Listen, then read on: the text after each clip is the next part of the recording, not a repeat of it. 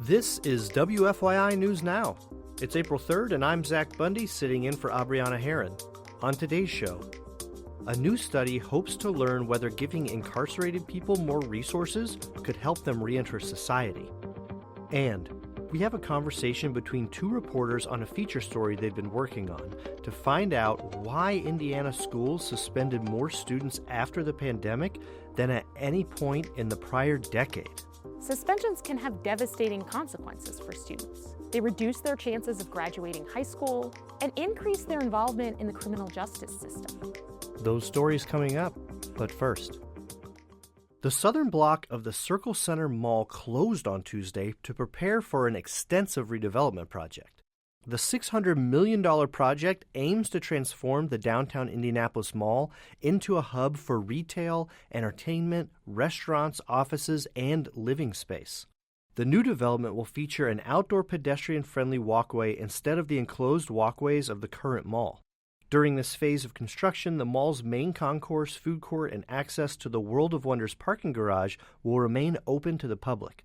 The project will be completed in two phases, with the first phase expected to wrap up in 2030. Reentering society after incarceration is never easy. A new study in Indianapolis set out to learn if giving incarcerated people more resources could help. Researchers conducted the study at a work-release facility where people who are near their release date can work and learn under supervision. WFYI investigative reporter Farah Anderson has more. People enrolled in the study were offered a range of programs, from literacy and high school equivalency classes to employment training and certification. Then, researchers from Indiana University, like Brendan Bowe, looked at outcomes. Bowe found that the more programming participants engaged with, the more likely they were to land a job within 6 months, and the less likely they were to commit a technical violation. It's almost like dosage. It's if you experience more of the program, if you're very highly engaged in the program, you were likely to get some of the better outcomes. All participants were at moderate to high risk of reoffending.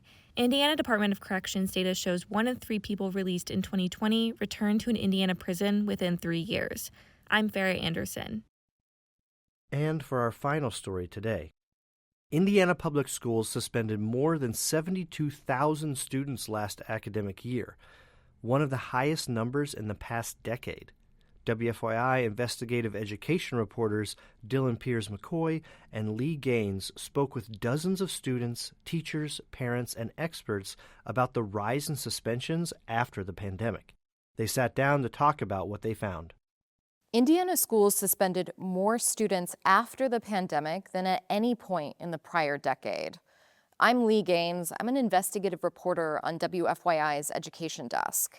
And I'm Dylan Piers-McCoy. I'm also an investigative reporter on the education desk. Dylan and I spent months reporting on the increase in suspensions and the consequences for students. Dylan, what did you learn about why students are getting suspended? WFYI obtained data from the Indiana Department of Education that shows fighting is the top reason for suspensions. Fighting is up 20% since the school year before the pandemic. But fighting can mean lots of things. We spoke to high schoolers who were suspended for planning and filming fights.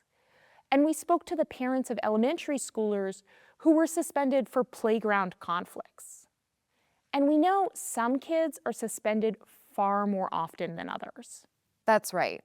Black students experienced 3 times the number of suspensions last school year as compared to their white peers.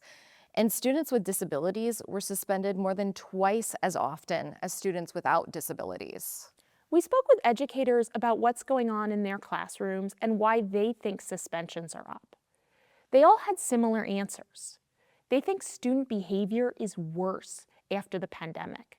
Students are more disruptive and more violent. And these educators told us that they need to suspend students to keep classrooms safe and to protect the learning environment for other students and staff. But everyone we spoke to also agrees that suspensions don't actually help kids. Suspensions can have devastating consequences for students. They reduce their chances of graduating high school and increase their involvement in the criminal justice system. The other problem is suspensions don't address the root cause of student behavior.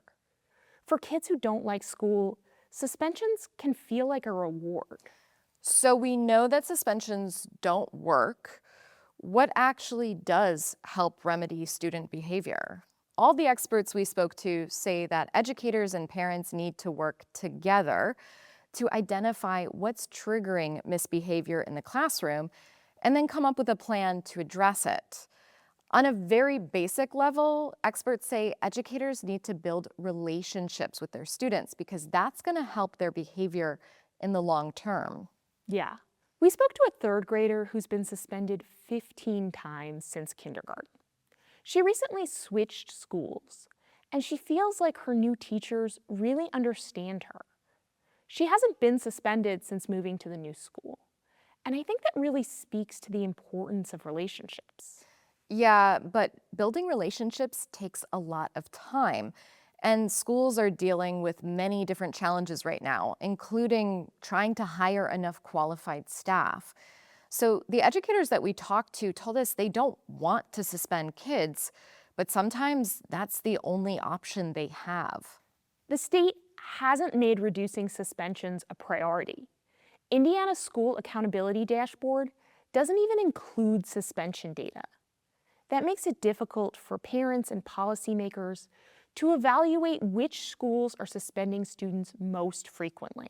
And that's why we wanted to report on this issue, to bring attention to something that's affecting thousands of students, their families, and schools across the state. That was WFYI reporters Lee Gaines and Dylan Piers-McCoy discussing their investigation into student discipline in Indiana schools. That's all for today's episode of WFYI News Now. Our podcast is produced by Drew Daudelin, Abriana Herron, and me, Zach Bundy, with support from the news team at WFYI and public media journalists across the state.